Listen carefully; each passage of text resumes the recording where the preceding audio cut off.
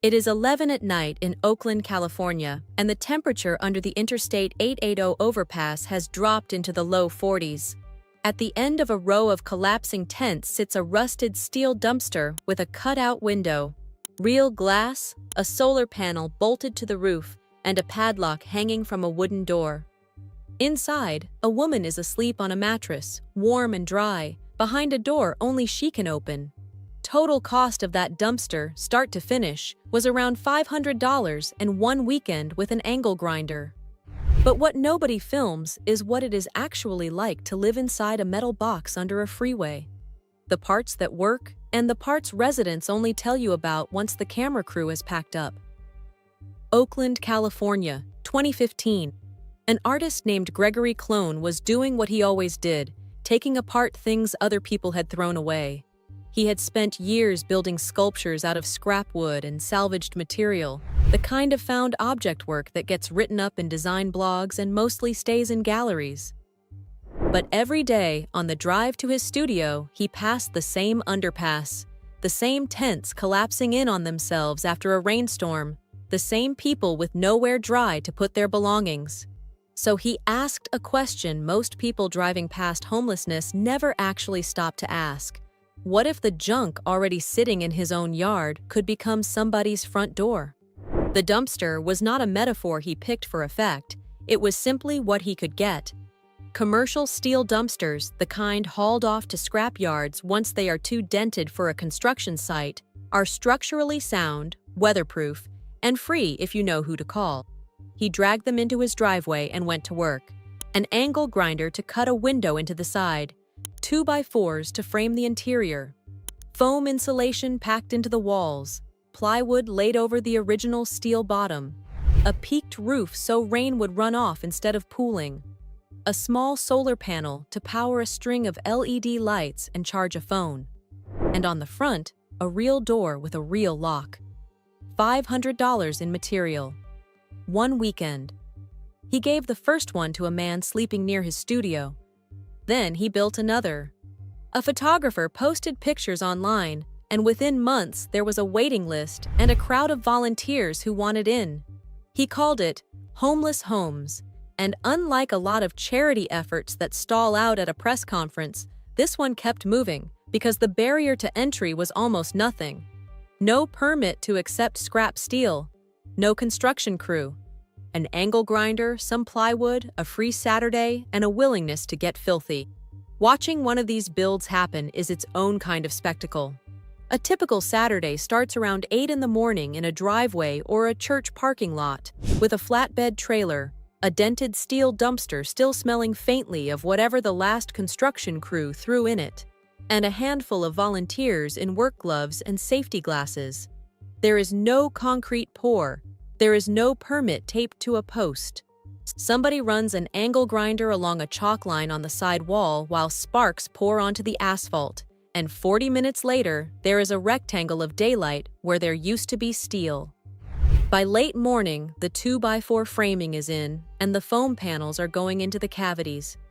By early afternoon, somebody is screwing plywood down over the original steel floor, and somebody else is on a ladder setting the peaked roof so the rain has somewhere to go. The solar panel gets bolted down last, wired to a small battery and a string of lights that cost less than dinner. And then the door goes on. That is the moment volunteers say the mood in the driveway changes, because up until the door, it is a box, and after the door, it is somebody's house. Volunteers describe the same odd feeling at the end of these days. They arrived expecting to feel charitable, and instead they feel a little embarrassed because it took them one Saturday and a pile of garbage to do something their city has been debating for 30 years. But the first night inside one of these is not what volunteers expect it to be. Steel is loud. Rain on a dumpster roof does not drum the way rain drums on a tent. It hisses, a constant wash of static that some residents describe as the best white noise they have ever slept to, and others say took them weeks to sleep through it all. The insulation does real work. But a metal box still behaves like a metal box. On a sunny California afternoon, the interior climbs past anything comfortable, and residents learn fast to prop the door and crack a side vent instead of sealing themselves in. On a cold, damp night, the opposite problem arrives. Warm breath inside a sealed steel shell condenses on the ceiling, and more than one resident has woken to a light drizzle of their own breath falling onto a blanket. It is the same physics that plagued the fiberglass dome shelters other cities experimented with decades earlier. Different material, identical problem. And that is before you deal with the space. A typical unit runs about 6 feet by 10 feet inside. That is a mattress, a small shelf, a milk crate of belongings, and nothing else. No closets, no counters, nothing resembling a kitchen. People learn to live vertically, hanging duffel bags from hooks screwed into the plywood walls, sliding storage bins under the bed frame, treating every inch of wall as real estate. For someone coming out of a sneaker-length tent with a leaking rainfly, this feels like an upgrade almost too good to be true. For someone who used to have a full apartment in Fruitvale or East Oakland, it can feel at first like proof of exactly how far they have fallen. A full day around one of these clusters has a rhythm, though it is far looser than the fenced villages you see with chore charts posted on a kitchen wall. Because these units get placed wherever a resident already was, scattered along a street or grouped under an overpass rather than inside a managed compound, mornings depend entirely on the block. Some residents wake before 6 to beat the street sweeping crews because a city sanitation schedule can be the difference between keeping your spot and getting cited. Bathrooms are the hardest part of every single day. With no plumbing, people rely on nearby gas stations, the occasional public restroom, or portable toilets that outreach groups drop off when they can. More than a few residents have called the 2 in the morning walk to relieve themselves the least dignified part of an otherwise dignified space, and the wheels bolted underneath the newer units solve a problem most viewers would never think of.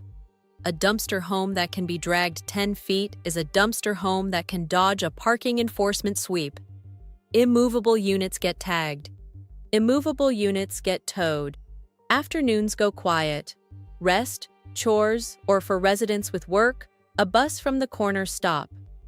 Evenings are when the community actually shows itself. Neighbors who have lived beside each other for months, sometimes years, check in, share food, and watch each other's units when somebody has to be gone for a few hours. There is no council meeting and there are no bylaws. It runs on the same unspoken understandings that hold together any low-income block in any American city. Who watches whose stuff? Who you can trust after dark? That informality is also where this gets ugly. There is no landlord enforcing anything, no vote settling a dispute, which means conflicts between neighbors get resolved however they get resolved, and not everyone handles that well. And because the units are valuable, both for the shelter and for the scrap value of the steel itself, theft is a real problem. Residents have woken to find a neighboring unit stripped or gone entirely overnight. Cities have pushed back harder than the thieves. Oakland, San Francisco, and other municipalities have at times ordered these units removed as part of broader encampment sweeps, arguing that a dumpster on a public sidewalk, however well insulated, is an unpermitted structure sitting in the public right-of-way. The way that plays out on the ground is uglier than the policy language suggests. A notice goes up on the door, sometimes with 72 hours on it, sometimes with a lot less. Then a public works truck arrives with a front loader, and a unit that took volunteers a full Saturday to build takes about 90 seconds to become scrap in the back of a bin. Residents describe standing on the sidewalk watching the plywood floor splinter, holding whatever they manage to grab, which is usually a backpack and a phone charger. Clowen has watched units he built get towed and crushed by city crews. In other neighborhoods across the same metro area, those same departments waved volunteers through to build the exact same design without a word. The legal ground under these homes is, more often than not, no ground at all. It depends entirely on which council district you happen to be parked in and how many complaints came in that month, But there is one thing residents describe that almost never makes it into a news segment, and it is stranger than anything a city crew does. It shows up around week 2 or 3, a guilt, a creeping sense that they should not be this comfortable, that a locked door and a dry mattress feel undeserved after years of being told, directly or otherwise, that they brought this on themselves. Outreach workers say that guilt is one of the strongest predictors of whether somebody stays in a unit or eventually walks away from it, back toward a tent or a doorway that feels, somehow, more like what they deserve. Getting comfortable again turns out to be its own kind of work. Not everybody is ready to do it in the first week. Some are not ready in the first year. Now, before we get into what residents say this actually gave them and why cities keep destroying the units anyway, I want to stop for anyone watching who is not just here out of curiosity. Some of you are one missed paycheck from this. Some of you have a parent or a sibling sleeping in a car tonight. And a painful number of the people cycling through shelters and encampments in this country are military veterans. So we put together something called the Veterans Blueprint. It is not about dumpster homes at all. It walks through the emergency housing programs, the benefits paperwork, and a handful of lesser-known assistance strategies that can keep somebody off the street entirely, or get them out of a car and into something stable faster than most people believe is possible. Some of what is in there involves specific application tactics we cannot spell out on this platform without the channel getting flagged for unlicensed advice, so we put it somewhere it can stay up. The link is in the description. There is no cost. If you are close to the edge yourself, it may change your next 6 months. If you know somebody who is, sending them that link might be the most useful thing you do this week. Ask residents what actually changed for them, and almost none of them start with the building. The first thing they mention is the lock. A door that fastens from the inside does something measurable to a human nervous system. People who spent years sleeping with one eye open in a nylon tent describe realizing, weeks in, that their shoulders had finally come down from around their ears, and that they had slept through a passing train for the first time in years. The second is sleep itself, whole and uninterrupted. Not a nap between sweeps. 8 hours, in the dark, on a mattress with a blanket that is still dry in the morning. The third one is smaller, and it surprises people. Storage, the plain ability to own something and know where it will be tomorrow. A tent is a place your belongings get stolen from. A padlocked steel box is a place they stay, and residents talk about the strange dignity of hanging a coat on a hook and finding it on that hook the next day. And the people learning that lesson are not who most viewers picture. The assumption is young men sleeping rough. The reality showing up at these units skews noticeably older and increasingly female. Social workers have a name for this now. The gray wave. Retirees priced out of apartments they held for 20 years. Widows whose income was cut in half the week of the funeral. Men whose bodies gave out a few years short of the pension. A lot of them have never been arrested, never touched a drug harder than blood pressure medication, and spend an enormous amount of energy keeping themselves clean at gas station sinks so their grandchildren never find out where they are sleeping. For that group, a warehouse shelter full of noise and strangers is often more frightening than the street, and they will refuse it. A locked steel box on a quiet block is frequently the only offer of help they will actually take. For a 70-year-old woman with arthritis, climbing in and out of a tent on wet asphalt every morning is genuinely difficult in a way that stepping onto a raised plywood floor is not. A locking door matters more, not less, the older and more physically vulnerable a resident is. Several outreach coordinators have said flatly that these units have kept elderly women out of situations that would have turned dangerous fast.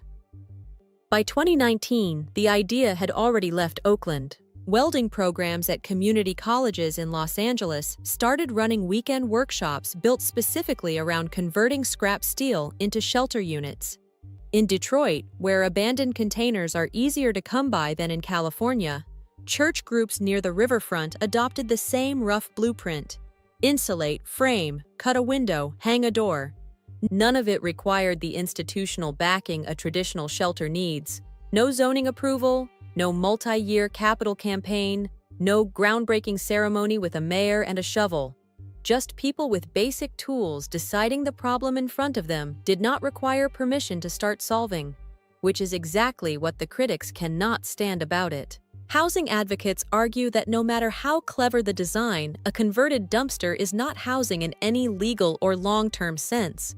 No plumbing, no permanent foundation, no path to becoming an address a resident can use to open a bank account or sign a lease. They say celebrating a $500 steel box lets a city off the hook for building the deeply affordable permanent housing that actually ends somebody's homelessness, instead of just making a bad situation slightly more survivable night to night. Officials in more than one jurisdiction have used nearly identical language, calling the units an unpermitted safety hazard rather than a housing solution. That phrase is why so many have been seized and destroyed even as new ones get built to replace them. Cluine's answer has not changed in a decade. He does not claim to be solving homelessness.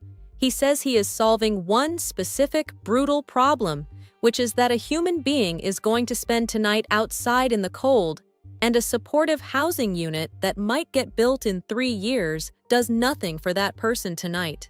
It is the tourniquet argument, the same one that surrounded the fiberglass dome villages a generation earlier. Imperfect shelter now against perfect shelter someday. And the outcome data tends to back it up. Emergency room visits drop. Encounters with police drop. People show up to appointments, job interviews, and court dates like different human beings when they have had 8 real hours of sleep behind a lock instead of 3 hours of half sleep in a doorway. There is a middle position too, one you hear more from caseworkers than from headlines. Several have said the real value of a unit like this is not the shelter itself. It is that it buys somebody the physical and mental stability to chase an apartment in the first place. Filling out housing paperwork, keeping a caseworker appointment, holding onto a phone charger and an identification card, all of it gets exponentially harder when you spent the previous night wet and cold with one eye open. A $500 steel box does not shorten the waiting list for permanent housing. It just makes surviving that waiting list a little less likely to kill somebody before their name comes up. Back under that Oakland overpass, the woman in the dumpster wakes around 6:30 as the first delivery trucks start rumbling over the Interstate 880 deck above her. She unlocks her door from the inside, the same simple hasp and padlock that has kept strangers out for the better part of a year, and steps into gray morning light. Her home has no plumbing, no kitchen, nothing a real estate listing would call a feature. By almost any legal definition in the state of California, it is not housing at all. And yet somewhere between the salvaged steel walls and a window cut with an angle grinder on a Saturday afternoon, she got something a 300-bed warehouse shelter never managed to give her, which is the simple physical fact of a door that only she can open. That padlock was the whole point, and it always was. Not the steel, not the solar panel, not the $500. A lock somebody else does not have the key to. The dumpster homes spreading through Oakland, Los Angeles, and Detroit are nobody's idea of a permanent fix, and the people building them say so before anyone else gets the chance. But they are proof of a stubborn idea that keeps resurfacing every time a city runs out of patience and a few volunteers run out of ways to wait. A dry place to sleep and a door that locks does not require a construction permit, a capital campaign, or a decade of council meetings. Sometimes it just requires a dumpster nobody wanted and somebody willing to pick up an angle grinder. If this story moved you, the link to the Veteran's Blueprint stays in the description for anyone who needs it or knows someone who does. And if you want more true stories about ordinary people quietly solving problems their cities have spent decades failing to fix, subscribe, because next week we are going inside the shipping container villages now housing entire families in the Pacific Northwest, and what we found in one of those units genuinely surprised us.